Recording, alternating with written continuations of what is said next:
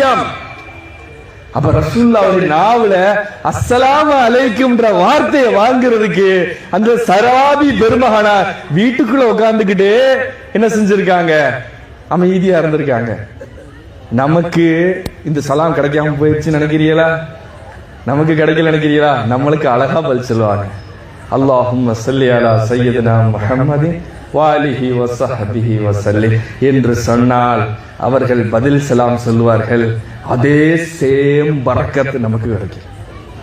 அந்த சஹாபிக்கு ரசூலுல்லாஹ் ஹயாத்துல இருக்கும் போது சொன்னார்களே, அந்த பரக்கத்துல பிசுறு தட்டாம சேம் பரக்கத் நமக்கு கிடைக்கும். அதுல எந்த சந்தேகம் இல்ல. சத்தியம் சத்தியம்.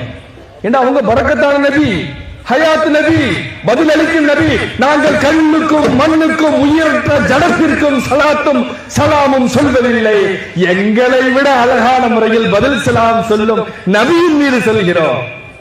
எங்களை விட அன்பாக, அழகாக, திருப்தியாக, பரிபூர்ணமாக, எந்த விதமான அப்பழுக்கமற்ற அல்லாஹுவின் நெருக்கம் பெற்ற எம்பெருமானாரின் மீது நாங்கள் ஸலவாத்தும் சலாமும் சொல்லிக்கிறோம். கல்லுக்கும் மரத்திற்குமா நாங்கள் சலாம் சொல்லுகிறோம்.